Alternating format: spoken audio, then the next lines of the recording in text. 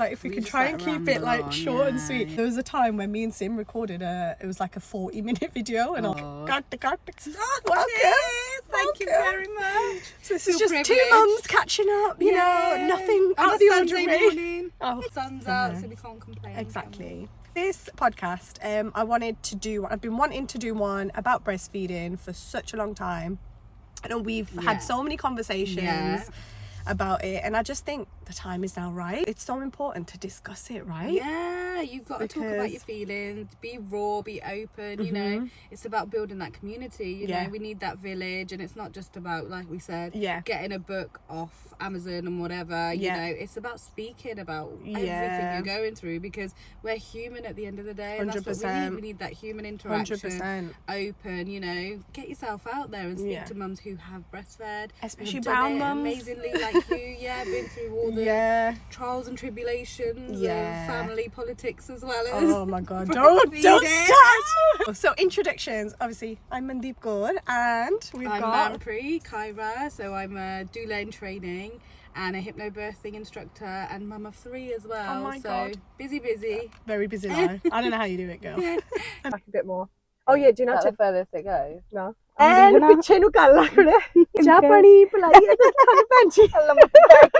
we were talking about how obviously everyone wants to, generally most mums want to breastfeed. So we know that the initial breastfeeding rate is like 82%, which is massive. People want to feed.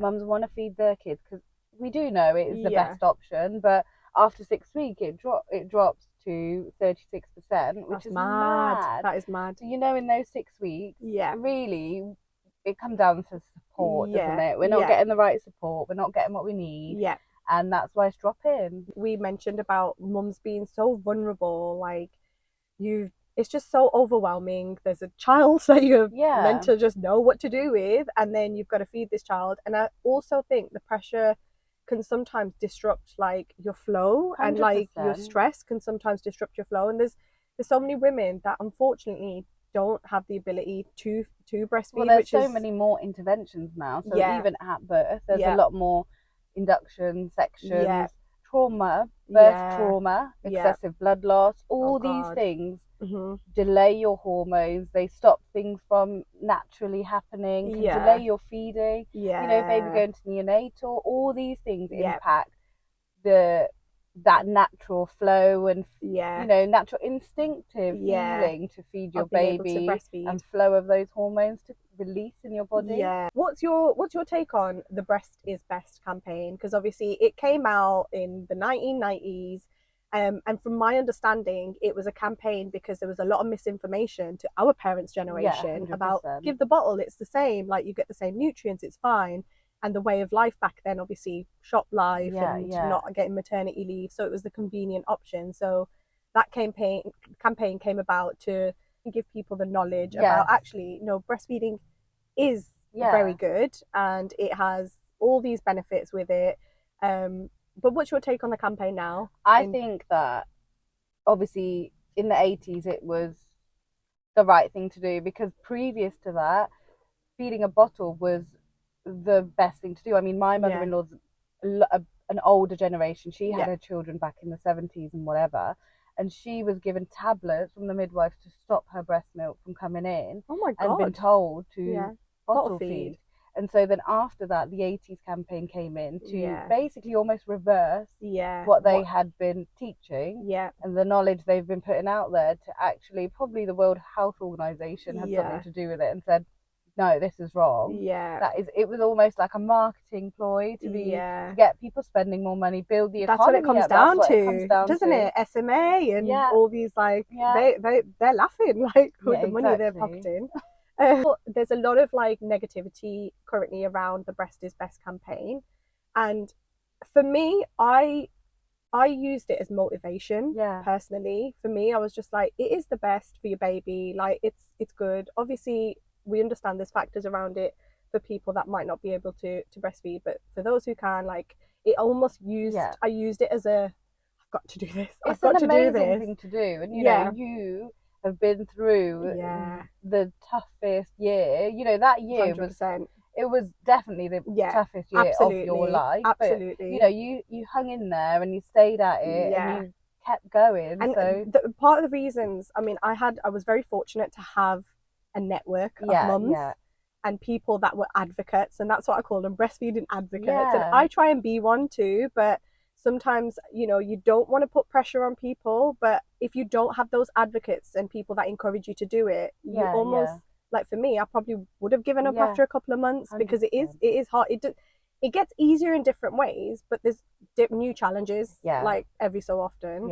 And you are the only person that is their food, really. Literally, you know, the sole of provider. So, and you know, you're recovering from birth, and society today doesn't really cater to women who are postpartum and exclusively breastfeeding. We know that.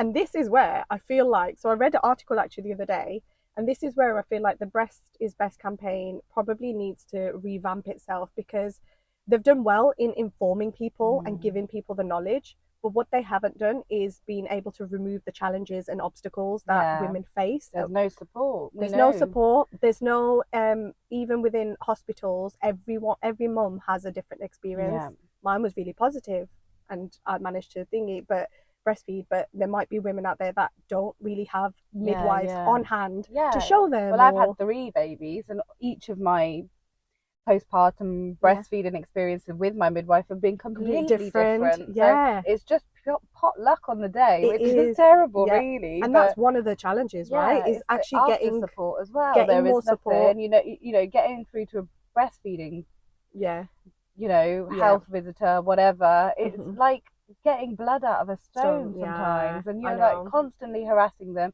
They don't ring you till the following day. You've got sore breast, nipples, you're bleeding, whatever. You don't know what's going on, and you're just like, help me. And there's no one there. And you feel like and this is the other thing that we're really bad for, is we feel like we need professional help. So we're thinking, oh, okay, I need a midwife. I need someone professional to help me who knows what they're doing. But actually, someone like you, anybody in your network who has been through it, a breastfeeding mum, that is probably someone who you can pick up the phone and be like, I need some help right now, can you help me? And absolutely, and I think that's one of our biggest almost pieces of advice to people, right, is don't just rely on health professionals, rely on other mums. Like they're your knowledge at 100%. The end of the day. You know, like, that breastfeeding is amazing. The antibodies it produces for your baby, the way it amazingly adjusts to your baby's needs. So if your baby's poorly, sick, you get more antibodies in your breast milk. It really is liquid gold. Like, we know that. Or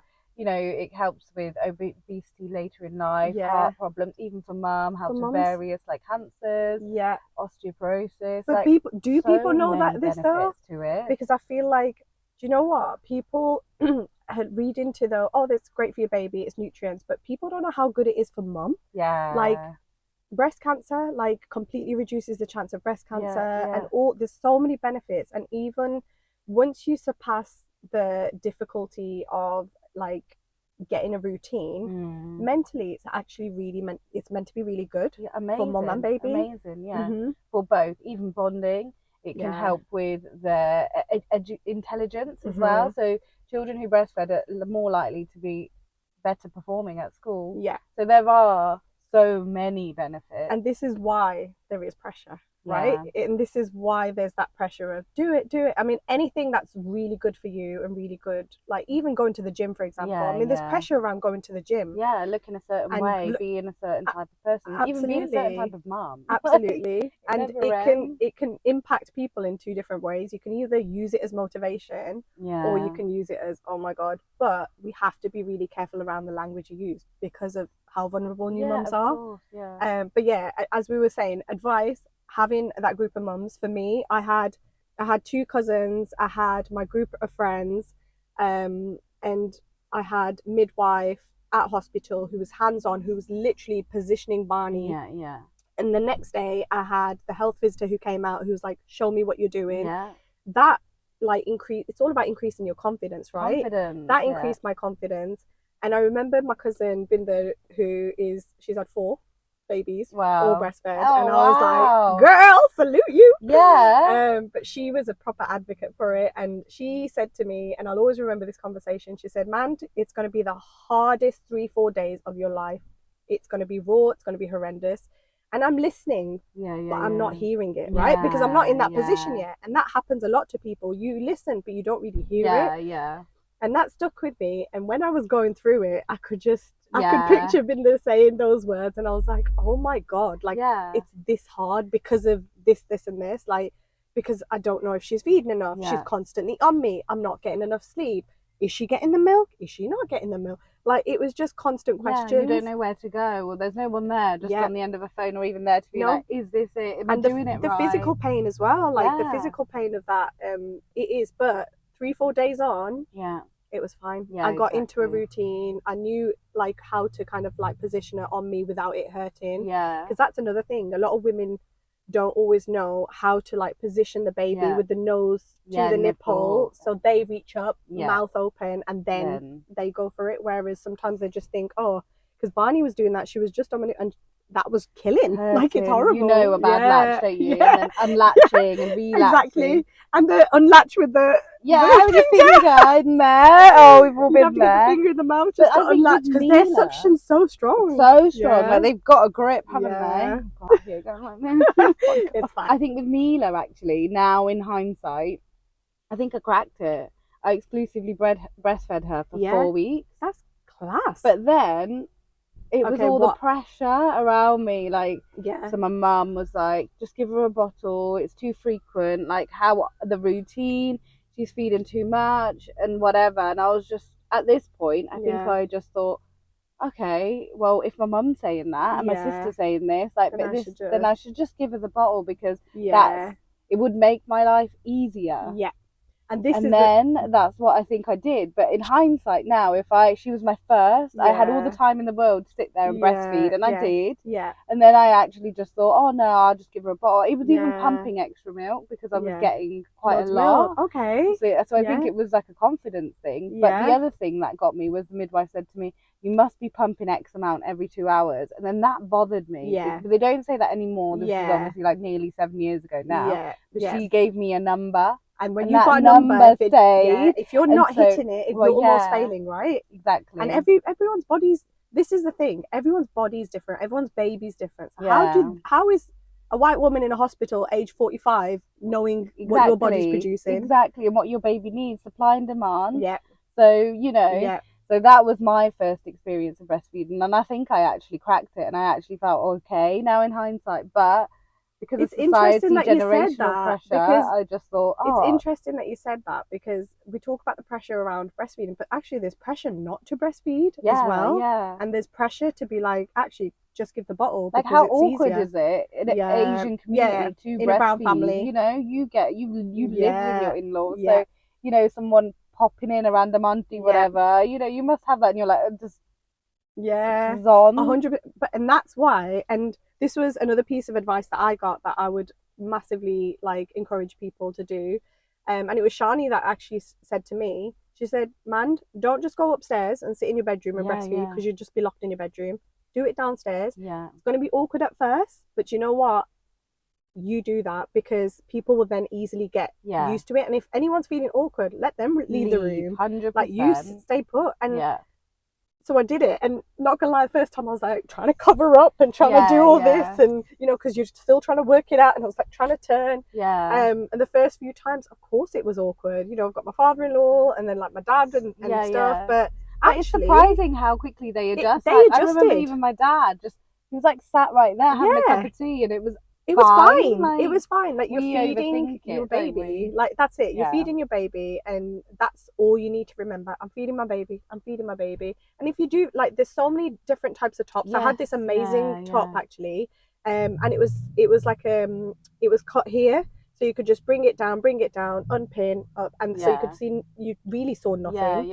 And I used to use that type of like clothing. I had a sling, like, it was like a wrap round, and it was just like, you pop it on, pop baby in, latch them on, and then you put the copper over, basically. Like, the fabric wraps over the baby, and it was like that lycra stretchy. Do you know what's nice, and that was great. you hear, like, I see out and about more people breastfeeding, and I'm like, yes, like, go on. Like, it's actually good. Like, it's becoming, like, it's normalized 100%, again.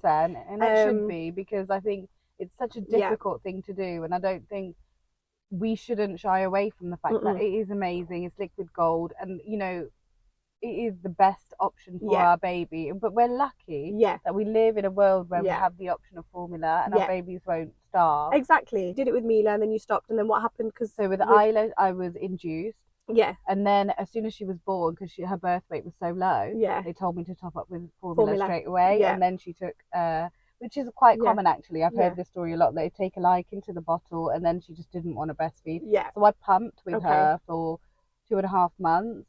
Amazing. And then and she didn't have any formula. So I pumped all my breast milk with her and gave her bottled breast milk. How did you find that? Was that like... Oh, it was awful. It was worse than just putting... And that's why I think with my third, I really wanted to exclusively breastfeed. But obviously...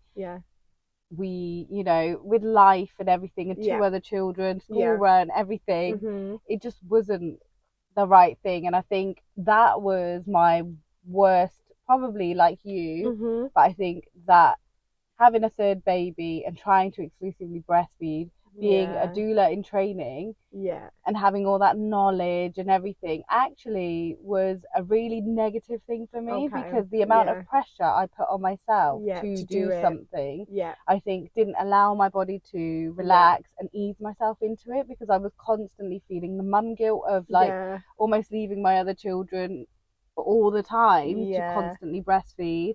And then I feel like I should be doing this, because I am a massive breastfeeding advocate. Like when you were breastfeeding, I obviously just had 2, and I was like rooting for you. And you know, I think it is 100% the right thing to do. But I had to... You have to look at to draw a line, and I had to look at everything, because my family, my friends were actually really worried about me, and my husband was too. Harvey was really worried. He thought I was on the verge of like postnatal depression, really. And I think that's when I had to just hold my hands up and say I can't anymore. And that takes a lot as well, especially from someone who really does want to, and that can be soul destroying too. So I think it's like taking each feed as it comes, 100%. Taking each hour as it comes, you know, focusing on your mental health as well. 100%. We have to understand that nowadays we don't have the support that we used to have, and whatever else. There is no that drop in the statistics on the rate after 6 weeks. I think that's purely support. I agree. Do you know what? And it's incredible. Third time round, you even attempted, because with a busy life with 2 kids already, I know, I did like 3.5 you guys months live by yourselves, and it's just was a lot. You did 3.5 months. Manpreet, that is freaking amazing. And then she wouldn't take the bottle. She refused to take the bottle. Liquid gold, please. And I was like, oh my god, like I need you to take this bottle. So then I had this meltdown thing that I had to attach to my breast, which was like a feeding tube almost. Which then I'd put her on, and she would feed off the tube. Oh, it was awful. But I do think if you can afford to, and have a private lactation consultant, they are great. You know, they have so much knowledge, and there is so much training in breastfeeding. You know, there's a very high qualification, and these women and these people are very highly trained. So if you can afford to in those early days, and you really want to get it going, I think it is definitely worth doing, investing. Even a doula, like you said, knowledge is power, right? Knowledge is power. Like, self enough credit for doing it third time round for 3.5 months is still like it's a long time. It was. Like, and someone who's got 2 other children, like you said, live alone, like it was a lot of pressure, and it was just... I'm glad you had people around you to like support you in doing it, but also support your decision as to now's enough. Like, so my house visitor was really good. She was lovely, and she really supported me.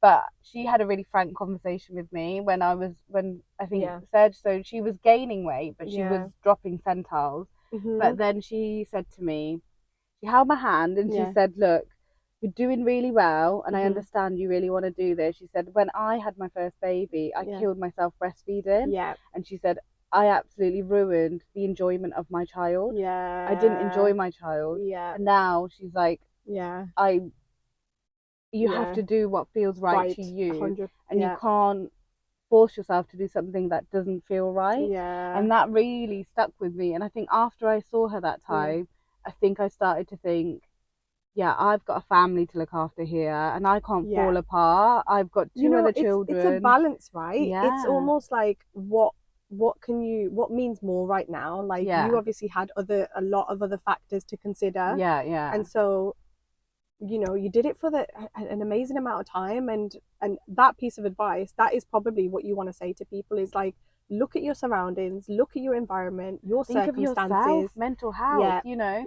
The world is different now compared to, you know, 50 even years ago. Life was different, slower, you know, even social media pressure, like we all want to generally breastfeed, but the stars don't align and things don't happen, and that's okay. And I think we have to stop being so...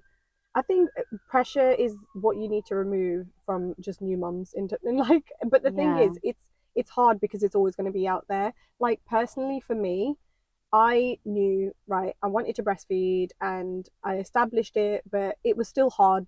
Month in, month out, week in, week out, it was still hard.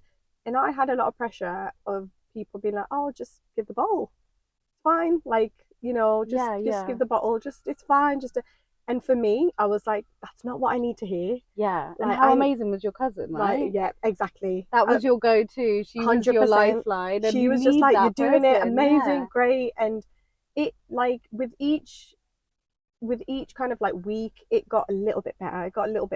And then by the time Barney was like eating solids, it was fine. It was like so much easier. I got to take her traveling. I didn't have to faff thinking about like bottles. I was just like, do it, but I did kill myself doing it, like I did, but I didn't get to the point where there was many breakdowns, many sleepless nights, but I had people that I could reach out to, and I had a really supportive husband as well, and he was there, and he, once I was very clear on the fact that no, it's breastfeeding for me, like I was clear, I don't want to give bottles. He was like, right, okay, we know what we're doing now. It was just like, let's go from here.